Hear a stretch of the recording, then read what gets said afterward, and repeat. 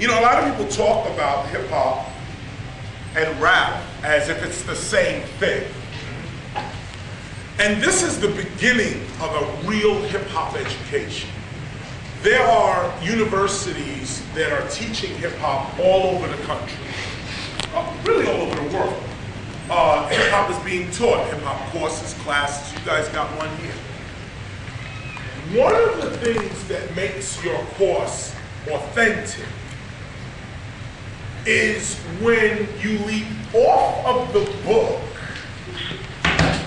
and into real life. I have to commend you all and Temple University and all of you organizers, everyone who was involved in bringing me here on such short notice, because this is what a hip hop course is really all about. And I'm going to explain this to you very quickly. Those that are taking notes, if I say something and you want me to repeat it, just shout that out. Say repeat it, I'll say it again. I'm going to run through dates, addresses, times, names of people, and how this movement came to be what you are seeing. I'm going to give you 34 years of history in about 20 minutes. Let's get started. 1970, the Vietnam War is going on. The civil rights movement is at its peak. A gentleman by the name of J. Edgar Hoover is head of the FBI, Federal Bureau of Investigation, sometime in the 60s, 65 down. Also, as a side note, 1967, George Bush was head of the CIA. Side note. In these late 60s, the FBI issued something called a counterintelligence program. The counterintelligence program was supposed to be the FBI's way of checking up on and breaking apart social organizations, women's groups, civil rights movement, what they believed the communists were, workers' rights movements, unions, this kind of thing. J. Edgar Hoover was out to destroy that. When he got to the black community, documented evidence, FBI records show and state that he was looking for, I'll quote, a black messiah. The FBI, with all their millions and all their technology, said that when it comes to the black community, what we are looking for is a black messiah. Those are the words, quote. They looked at Malcolm X, they looked at Martin Luther King, Kwame Ture, or then Stokely Carmichael. They're looking at all of these people rising up, and they just start making plans to get rid of them. Not so much because these people were a threat to the United States, but because what they stood for inspired you. This is the real argument. The fake argument is Martin Luther King was killed because he was black. You know, they shot Malcolm because he was black. No. These things were calculated attempts, and even now, and I would say this now it's out that the government, as you do more and more history and more research comes up, you come to find out that the United States government is blamed for a lot of stuff they themselves did not do. That when you reach a level of power in this country, you could do stuff and blame it on the United States, blame it on the Justice Department, blame it on the Board of Education, when in fact there are groups of people with interests contrary to yours. It's just that simple. Some are black, some are white, some are mixed, some are, and when I say mixed, I mean some groups acquire an Asian African connection It ain't got nothing to do with whether I'm African or whether you Asian. I'm trading rice with you. I'm trading peanuts, corn, and other agricultural goods with you. I'm depending on you, you're depending on me, but we are manipulating the society for our good. This is a new paradigm in the civil rights struggle. Hip hop starts off in the Vietnam War, counterintelligence program.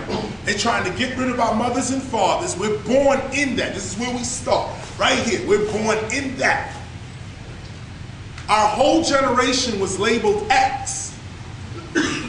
Generation X.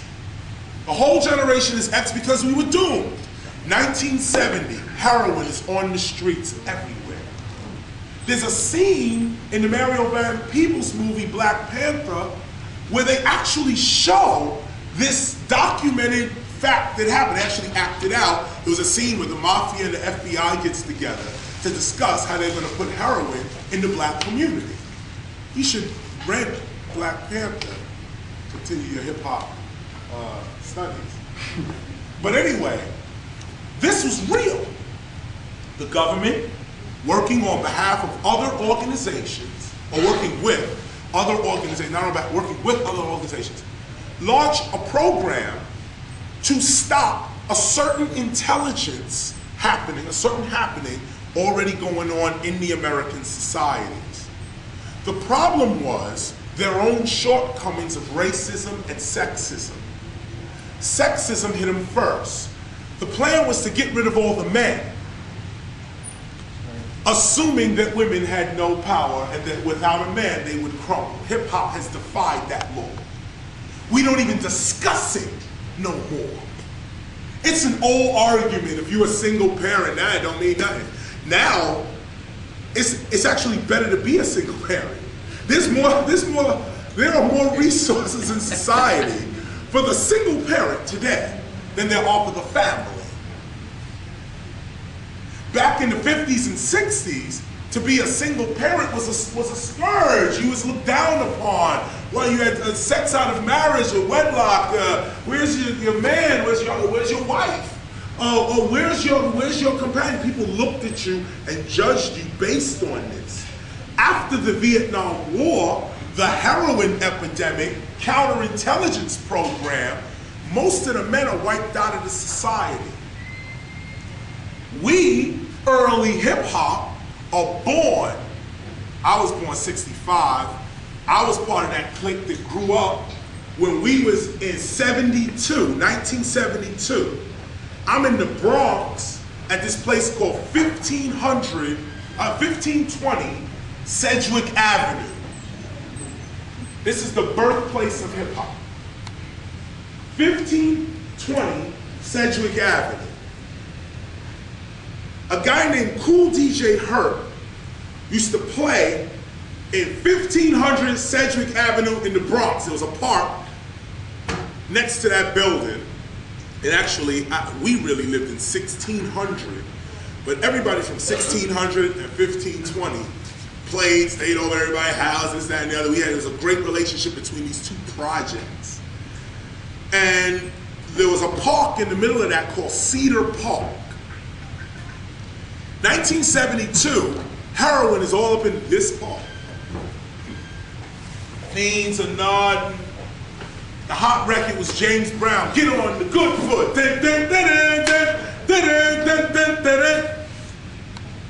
I'm 7 years old. Me and Siobhan Dean, who's now Rough Riders and all of them, we all used to live in the same building in 72. Had no idea who anybody was or what we would become. It was just that Cool Herc used to come outside and play music. Now, here's where it all begins. Heroin is everywhere. Everywhere, everywhere. Heroin is everywhere. Everywhere. It's not even like crack. Crack was controlled compared to heroin. Heroin was everywhere. Young kids were on it. Old people were on it. Mothers, everybody. Heroin epidemic of the United States. Somebody needs to do a book. Y'all should do the research. and do a book on the heroin epidemic from about 1967 to 1977. That is an untold book, because if you ever write it, it's going to expose George Bush and the Reagan and Carter, all of them together. Our voice was never heard. When we watched on, others watched on television, Ronald Reagan said, we're going to do X, Y, and Z. The next day, it happened to us. If you want to see what life was like, if you want to see what life was like, hold on one second. Where's Malik at? I'll get him. Yeah, shut the doors. No one else is allowed in. Let them in either in groups of 10 or whatever. You guys are the last ones. Welcome to the session. Let me continue. So 1972, heroin is everywhere. The Vietnam War is taking young men out of the community every day. How many people in here 18? Anybody? You're eligible for the draft. Imagine getting a letter. I got a letter from the government the other day. I opened and read it. It said they were suckers. They wanted me for their army or whatever. Picture me giving a damn. Said this line that Chuck D laid down spoke right to 1972, when letters were coming to our older brothers and sisters saying, yo, Vietnam War, you have a 1-year tour of Vietnam. And you either had to run then to Canada, go to jail, like Muhammad Ali, or go and fight that war. This was our reality. I'm 7 years old. I'm aware of all of this. Just to speed you up to 2004, how many 7-year-olds are aware of the Iraq War, American war that's going on today? In 2004, how many 7-year-olds are aware of that? Okay, stop there, go back. 1972, I'm 7 years old. I'm aware of Vietnam, the civil rights struggle. I know who's the drug dealers, the cops, the crooked cops, the good cops. I know the gang members, I know whoever. I'm 7 years old. This is the mind of the hip hopper in the early days. Kool Herc is outside playing music. No flyers. You'd stick your head out the window and you'd hear, yo, where that, is that 123 Park? Yo, is that 92 Park? Yo, is that Cedar Park? Yo, let's go outside. You have to walk around, walk up one block. Nah, it ain't here. Walk up another block. Nah, man, it's coming from up there. You walk up there, boom, boom, boom. Yeah, boom. Yo, that's 23 Park. They jamming in 23 Park. And you start walking to 123 Park, which, by the way, 123 Park was PS 123. So where Africa Bambaataa in 1974 would start playing and introduce Zulu Nation. I'm not up to that yet. But I mentioned this Park 1911. I mentioned this piece here because you got to understand, also looking at hip hop today in its mainstream. Back then, the way we thought and acted was we don't want nothing to do with the mainstream. The reason we was called hip hop is because we didn't want to have nothing to do with the mainstream. Our parents, we already saw our parents come. I want to be down with your educational system. Get out of here, nigga. I want to be down with your American Medical Association. Get your punk ass. This is how our parents were getting treated. You know, I want to be down with the justice system. I want to be down. I want inclusion. It's the whole Martin Luther King argument. I want to be down with what you go. I want to be down. This is the civil rights argument on one side. I want to be down with you, America. Open the door and let me in. Malcolm X said, rethink the whole thing. Hip hop took that advice. In American history, you are hearing Dr. Martin Luther King's advice, which is an excellent advice. I would sum Martin Luther King up in this way, generalizing his philosophy in this way. This is what makes Martin Luther King so dope, is that he taught that in the face of hypocrisy, lawless lawmakers, when the people who make the laws are breaking them in front of you, your highest weapon is to stand in the law, and by showing them the mirror image of their own hypocrisy, you bring about justice. To do that, you have to let the dog bite you. You got to stand there when they're shooting the water, because your purpose for standing there is that this is a hypocrisy to your entire way of life. If I don't stand here, the hypocrisy will not be heard. It will not be seen. If I don't march, nobody will know that there is hypocrisy as you're throwing stuff, spitting on us, and doing all, shooting guns and stuff. Yeah, we have to show the hypocrisy. So Martin Luther King taught us that. Stand up in the face of hypocrisy with justice. Be justice. Don't look for it, be it. That's what Martin Luther King taught us in passive nonviolent resistance. Don't break the law. Uphold it beyond the criminals that are coming after you.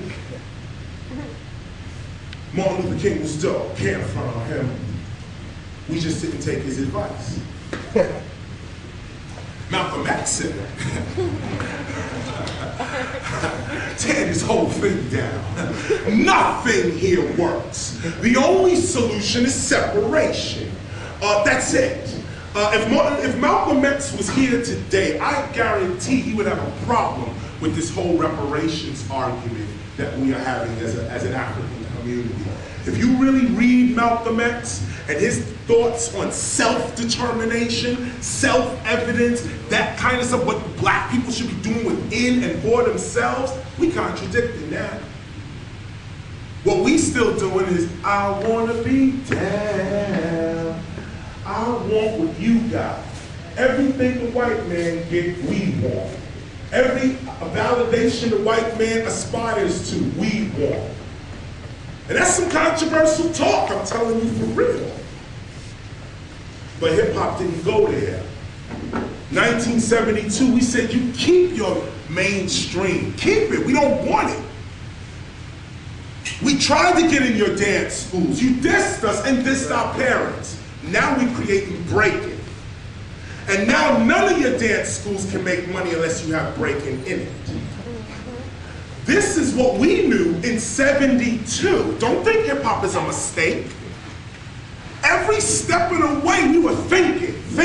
Stop the violence movement, human education against lies, all in the same gang. Thinking. This is not no haphazard thing. We knew from the beginning exactly what we were doing and how we were going to do it. And what was the point? Peace, love, unity, and having fun. Africa Bambaataa, 1974. Peace, love, unity, and having fun. 1974, a gang member named Lance goes to Africa, meets the Zulu chief, sits down with the Zulu chief. Somehow he impresses the Zulu chief so much that the Zulu chief makes Lance what is called a Zulu king. Lance comes back as an honorary Zulu king to the Bronx in 74 and calls his new organization Zulu Nation, and Lance changed his name to Africa Bambaataa. It became Africa Bambaataa and the Zulu Nation in 1974, and with that declaration came peace, love, unity, and having fun. But in 1979, the Sugar Hill Gang came out. Stop here for a minute. From 1970 to 1979, heroin is crazy in the community. From 1970 to 1979, black men are being arrested for no reason. You don't experience that today. Like today we have racial profiling. I laugh when people like, yo man, the cops is racially profiling. You ain't got no racial profiling in this today. In No, we were racially profiled. Take it back, do the research. The way society was crazy. Crazy. People were getting lynched.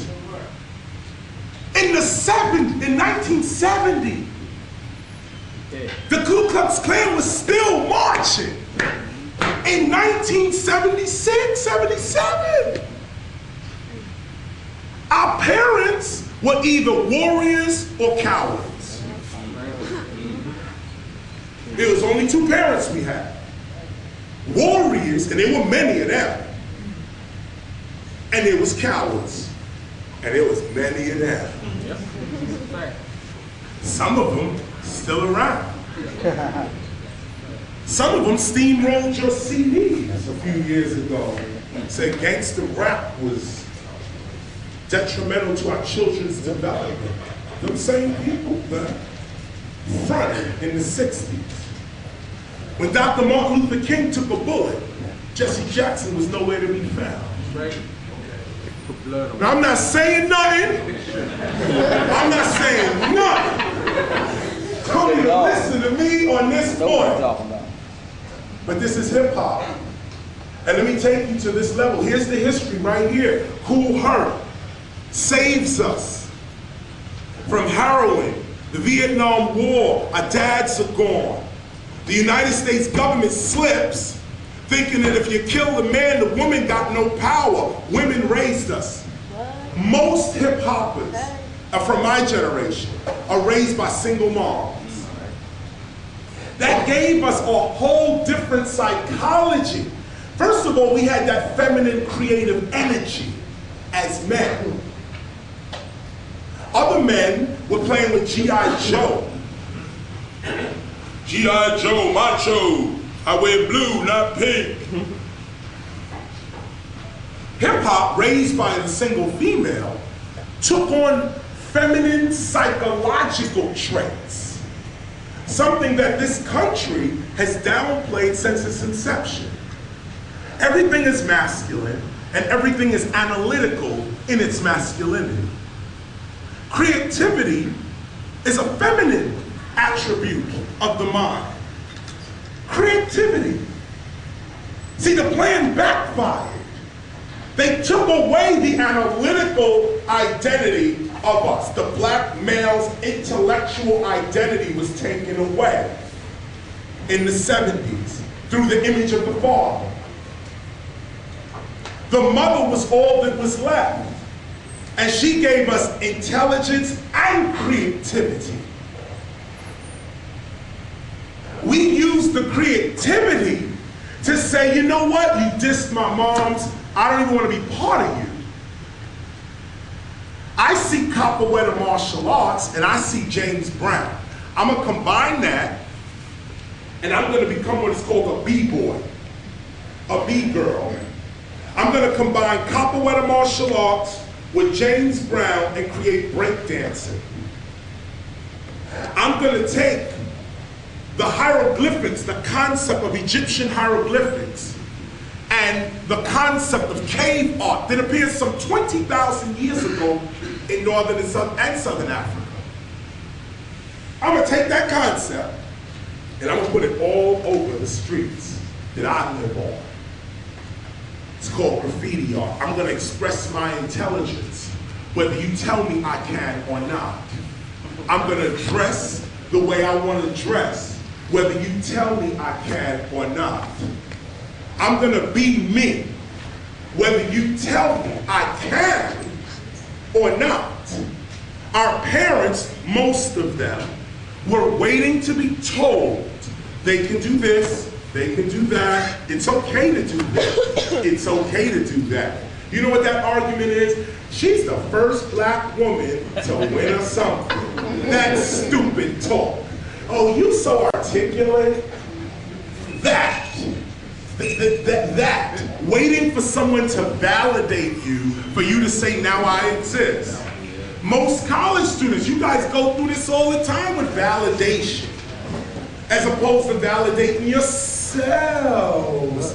In this instance, this is a hip hop parable here, and I'll get back to the history lesson.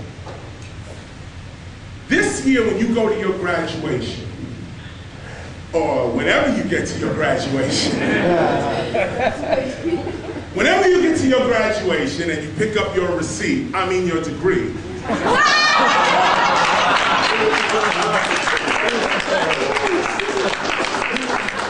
then you will see what I'm talking about. You see, there's something to be said about being free and being freed. Our parents were freed. We are free. Our parents were freed. They fought for all of our freedom. They were freed. The Emancipation Procrastination Proclamation is supposed to, and actually the Emancipation Proclamation doesn't really free the slaves, actually. It's the United States Constitution, 13th Amendment. The 13th Amendment actually deals with slavery and abolishes it, or deals with it, I'll put it that way. Close that door for me, please, thank you. Come on. Thank you. You know, I mention this because the difference between being free and being free is when you are free, self-creative, self-evident, you self-actualize. Free is, I can't move until I get this authorization. I'm not a business major until I get a business major's degree. I'm not a computer engineer until I get the computer engineer degree. I'm not a doctor really until I get the doctor's degree. Wrong! Hip-hop looked at it the completely different way. We said, I am.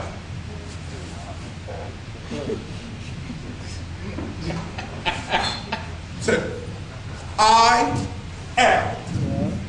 I have no credentials, no validation, nothing. But here's the difference between me and you. When someone says, what is your name? You say, my name is Bob Barker. How you doing? When you ask a hip-hopper, what is your name? Yo, I'm DJ Bob Ski from 125th. You want to get down? What? The difference in psychology is this. Yo, man, I'm just Bob Barker. That person is like that because they are connected to their, in other words, their well-being is connected to something outside of themselves. You get this low self-esteem when your well-being is connected to something outside of yourself. This is the beginning of poverty, right here. I want, meaning that I don't have. And what I want is more valuable than what I already have. The mainstream told us, they said, the mainstream said, everything that you have has no value. Your clothes, your furniture, everything has no value. The only way you have value is if you come through us, mainstream institutions, and on top of that, we're not letting you in. So look at what we up against. We're not letting you in, but this is the only place you can be validated. This is the only place we believe you should be, is in college, in the army, but we ain't letting you in. So we're sitting outside, ready to die. But we didn't. We said, because you're not letting us in, cool, keep everything you got. We're gonna create our own thing over here, and you're not getting in this. This here we're creating. This was the attitude in '72. The attitude was, the record was, we got our own thing. Flash used to cut that up. We got our own thing. We got it. He used to cut that up. Cats, it wasn't about the record. It was about that feeling of, yeah, we got our own thing. Dressed different, man. Put on the Lee suit with the bell bottoms, clogs, Gazelle glasses, Kango hat, got the graffiti piece on the back. with a big boom box to find all law in my presence. I'm blasting this box, ordering laws going crumble, doing all sorts of peace, and whatever the order is that is oppressing me is now out of order. I have sound and light. Our boom boxes and our graffiti art taught the whole United States mainstream. We wasn't in college, we wasn't in none of that. We tagged on the college wall. And people said, yo, what's that? Oh, it's a gang. Oh, it's art. Oh, it's not. Oh, it's this. What was the point? Here's the essence right here. When it was time to say our name, we told a story about ourselves that was better than what we were at that time. We spoke higher than what we were at the time. 1979, Rapper's Delight, a group named the Sugar Hill Gang comes out. One of the most famous lines that all the kids in the ghetto would sing along with. Here's the line. So after school, I take a dip in the pool, which is really off the wall. I got a color TV so I could see the Knicks play basketball. There was another part that said, I got a Lincoln Continental and a sunroof Cadillac.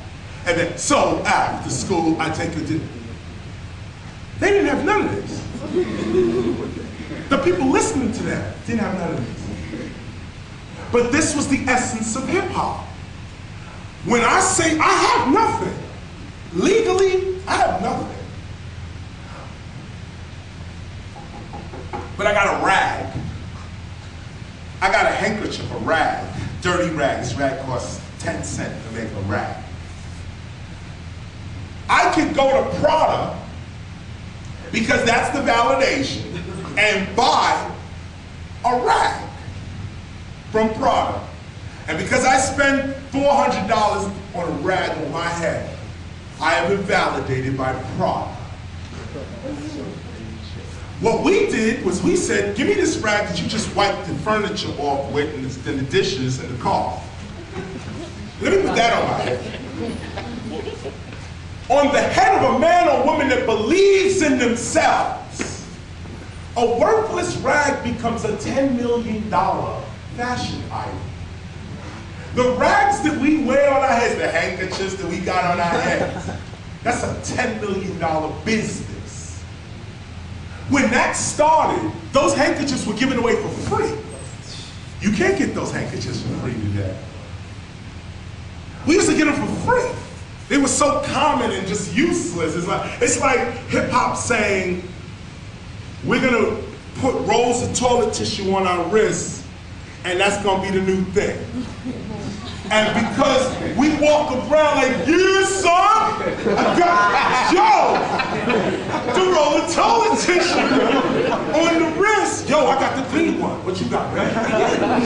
Yo, the toilet tissue on the wrist. It was just that crazy that we put Kangos on, all this stuff, start walking around like this. What's your name? Super Bowl Ski? What? Yo, let me take my gazelles off. Yo, listen, man. I got a Lincoln Continental, and I was like, I don't have none of this. But this is what I thought of myself. When somebody said, who are you? I didn't say I'm broken, poor, uneducated, and going nowhere. Even though I was broke, uneducated, and going nowhere. But hip hop came upon all of us in the ghetto, 1972 in the Bronx. It just came on us. And all of a sudden, we started to reject the mainstream. And that was the essence of it. That's why cats that want to run to the mainstream today are playing themselves, and that's why we say they're not real hip-hop.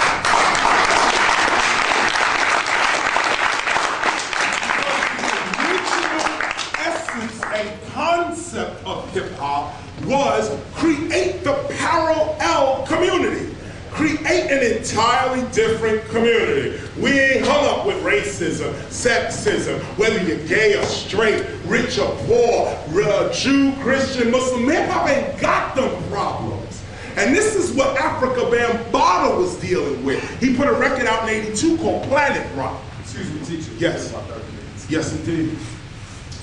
He put out a record called Planet Rock that included all races of people, but we didn't have a voice.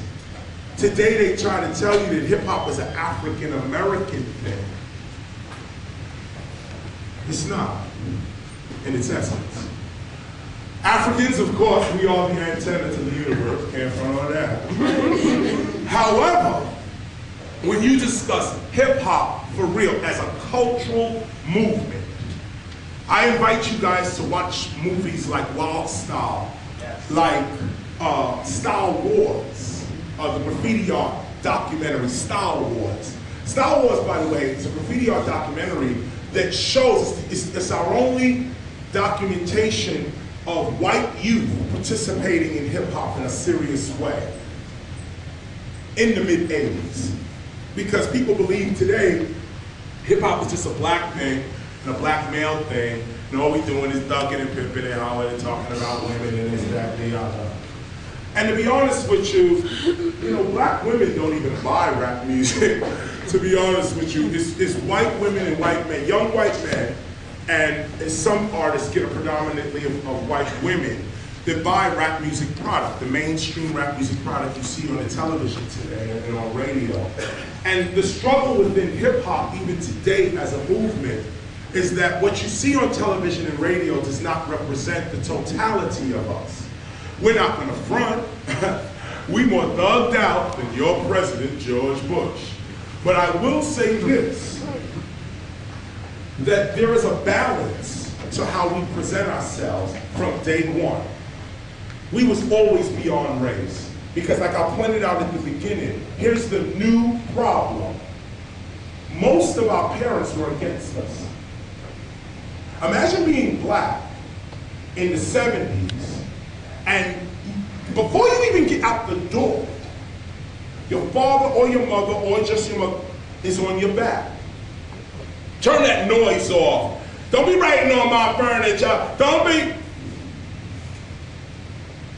The white community. Oh, but don't even forget moms. Moms was poor with us. Okay, that's the first line of defense. You get past moms and you get outside, the cops are right there. If you get past them, you get to the black intelligentsia. They got no time for you. You get past them, you get to the black church. Oh, son, pull up your pants. Before I can be saved?